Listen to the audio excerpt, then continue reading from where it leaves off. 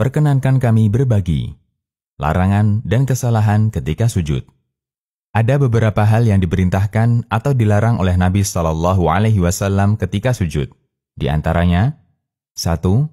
Tidak menempelkan hidung di lantai. Nabi SAW bersabda, tidak ada solat orang yang tidak meletakkan hidungnya ke lantai ketika sujud. Nabi SAW juga bersabda, la yaqbalullahu salatan la yusibul anfu minha ma yusibul jabin. Yang artinya, Allah tidak menerima salat bagi orang yang tidak menempelkan hidungnya ke tanah, sebagaimana dia menempelkan dahinya ke tanah.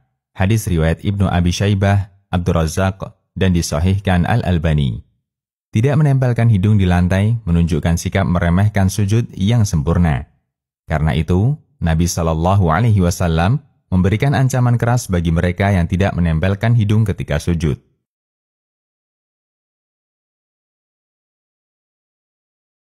2. Meletakkan siku di lantai.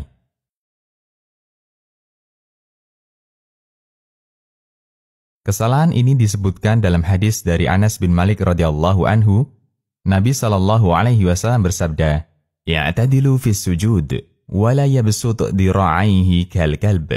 Yang artinya, bersikaplah i'tidal ketika sujud, dan janganlah kalian menghamparkan lengannya sebagaimana anjing menghamparkan lengannya di lantai. Hadis riwayat Bukhari. Imam An-Nawawi mengatakan, maksud hadis, bahwa wajib bagi orang yang sujud untuk meletakkan telapak tangannya di lantai dan mengangkat sikunya, serta meregangkannya dari lambungnya seregang mungkin, sampai kira-kira ketiaknya kelihatan andaikan tidak tertutup baju. Ini adalah tata cara sujud yang disepakati sunnahnya. 3. Membaca Al-Quran ketika sujud. Terdapat hadis yang melarang membaca Al-Quran ketika sujud. Dari Ibnu Abbas radhiyallahu anhuma, bahwa Nabi SAW bersabda, "Ala wa inni nuhitu an aqra'al Qur'ana raqi'an aw sajida." Yang artinya, sesungguhnya aku dilarang untuk membaca Al-Quran ketika rukuk dan sujud. Hadis riwayat Muslim. Kemudian disebutkan dalam sebuah riwayat dari Ali bin Abi Thalib radhiyallahu anhu, beliau mengatakan, "Nahani hibbi sallallahu alaihi wasallam an aqra'a raqi'an aw sajida." Yang artinya, Rasulullah Shallallahu Alaihi Wasallam melarangku membaca Al-Quran ketika rukuk dan sujud. Hadis riwayat Muslim dan Nasai. Catatan, dibolehkan membaca doa dari Al-Quran ketika sujud, namun dengan niat membaca doa, bukan membaca Al-Quran. Keterangan selengkapnya diuraikan di pembahasan tentang berdoa ketika sujud. 4. Menyibak rambut yang menjuntai ke bawah. Di masa Nabi Shallallahu Alaihi Wasallam, rambut lelaki kebanyakan panjang.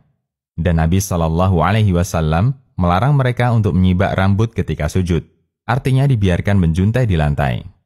Dari Ibnu Abbas radhiyallahu anhu, Nabi SAW bersabda, "Umirtu an asjuda ala sab'atin la akuffa sya'ra wala thiyab." Yang artinya, aku diperintahkan untuk sujud dengan bertumpu pada 7 anggota sujud, dan aku dilarang untuk menyibak rambut dan melinting pakaian. Hadis riwayat Nasai dan disahihkan Al-Albani. 5. Tidak menghadapkan jari-jari ke kiblat. Seringkali pelanggaran ini kita jumpai di kalangan kaum muslimin, padahal mereka mampu untuk melakukannya, baik jari kaki maupun jari tangan. Ada yang membiarkan jari kaki ke arah membelakangi kiblat, ada yang sujud sambil bertumpu di ujung-ujung jari tangan, sementara telapaknya diangkat. Semua ini menunjukkan kurangnya kesungguhan mereka dalam bersujud. Padahal Nabi SAW suka menghadapkan anggota tubuhnya ke arah kiblat ketika sholat, sampai beliau menghadapkan jari jempolnya ke arah kiblat. Sebagaimana keterangan Ibnu Umar radhiyallahu anhuma, beliau mengatakan, Nabi SAW suka menghadapkan anggota tubuhnya ke arah kiblat ketika sholat, sampai beliau menghadapkan jari jempolnya ke arah kiblat. Hadis riwayat Ibnu Sa'ad dan disahihkan Al-Albani dalam buku Sifat Salat. Semoga Allah membimbing kita untuk bisa melaksanakan sunnah-sunnah Nabi-Nya Sallallahu Alaihi Wasallam. 6. Tidak menempelkan kaki di lantai.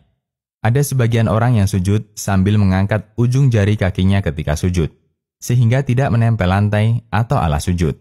Tindakan ini termasuk perbuatan yang membahayakan, karena bisa menyebabkan sujudnya batal.